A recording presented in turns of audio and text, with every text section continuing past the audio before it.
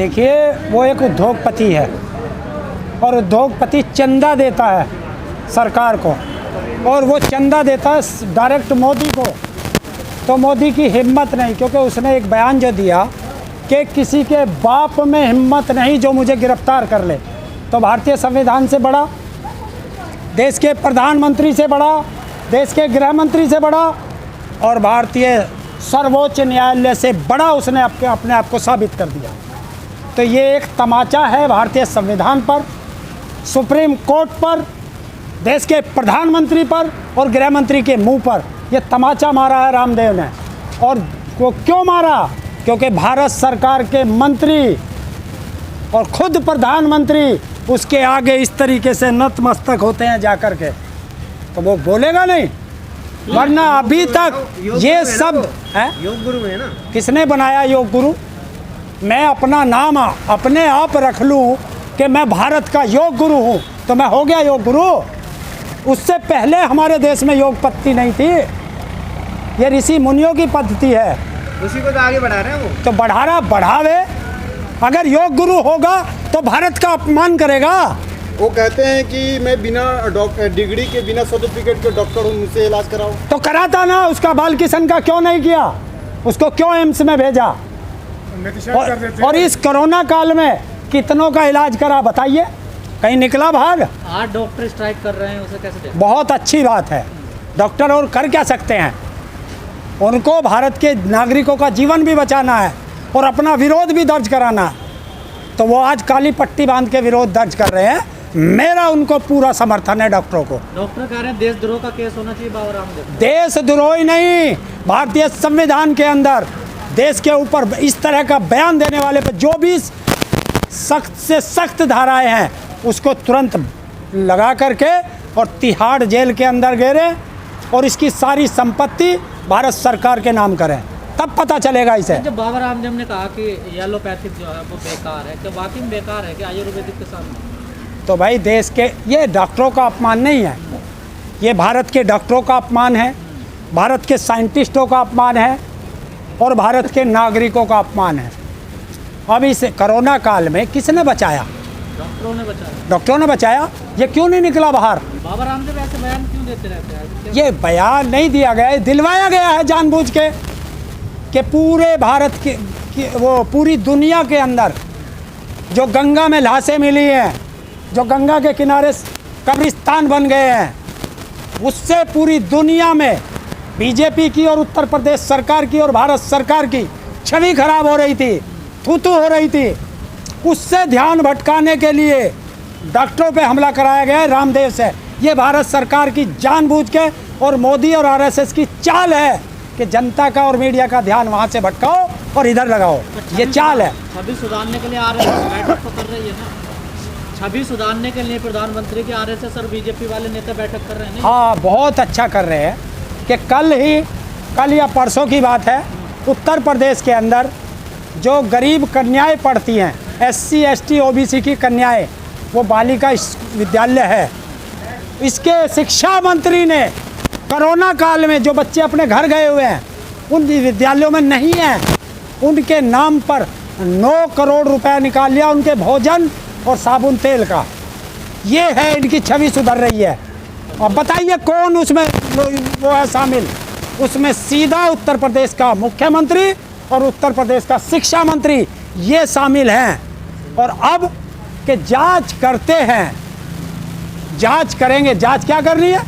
पैसा निकल गया उस समय का, जिस समय में बच्चे स्कूल नहीं है, तो फिर जांच क्या? सीधी कार्रवाई। जब डॉक्टर इतनी मांग कर रहे हैं बाबा रामदेव की गिरफ्तारी की, तो गिरफ्तार आखिर क्यों नहीं हो रही? क्योंकि FIR भी कई जगह हो गई है, गिरफ्तारी नहीं हो रही। गिरफ्तारी करेगा कौन? करेगा कौन भाई? पुलिस प्रशासन करेगा। पुलिस किसकी?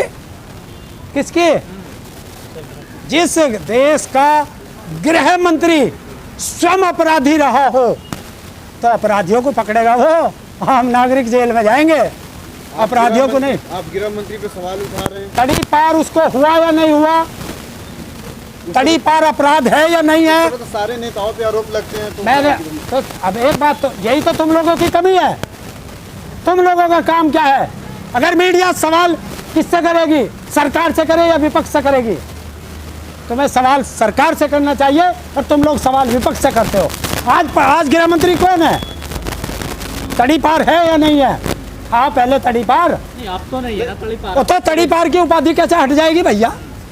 अगर मैं कातिल था, सजा काट आया या कोर्ट ने बरी कर दिया, कातिल तो हूँ या मैं कातिल नहीं रहने का? रहूंगा ना। अगर मेरा बाप मास्टर था तो मैं जिंदगी भर मास्टर का बेटा रहूंगा, पर जनता किसी पुजारी का बेटा नहीं कहलाऊंगा। ने तो चुना है ना। तो मैं किसान का बेटा हूँ, तो मुझे किसान का बेटा तो कहेंगे। जनता तो जो तड़ीपार है तो उसको तड़ीपार नहीं कहूँगा तो क्या कहूँगा बताओ? और जनता ने तो चुन के बैठाया है ना गृह मंत्री। मैंने कब मना करा जनता ने नहीं चुना? जनता ने चुना है। जनता से गलती हो जाती है कि अपराधी पहुंच जाते हैं संसद। ये जनता से। हाँ, बहुत बड़ी गलती हुई है कि जनता इनके झांसे में आ गई, जनता इनको समझ नहीं पाई और उसी का खामियाजा आज भुगत रही है कि जनता 6 महीने से सड़कों पे है। देखिए, अच्छा मैं एक चीज़ पूछता हूँ, इस उत्तर प्रदेश की पूछिए आपने, तो उत्तर प्रदेश में बताइए, जो व्यक्ति इस कोरोना काल में सरकार के कारण अपने परिवार के व्यक्ति को खो चुका, क्या वो सरकार को वोट देगा? जो व्यक्ति अपने परिवार के बच्चों को कंधे पे लेकर के दर दर हॉस्पिटल भटका है, दवाई नहीं मिली, हॉस्पिटल में जगह नहीं मिली, ऑक्सीजन नहीं मिली, सड़कों पे दम तोड़ दिया, क्या वो इस सरकार को वोट देगा? पर भक्ति ज़्यादा बड़ी होती है?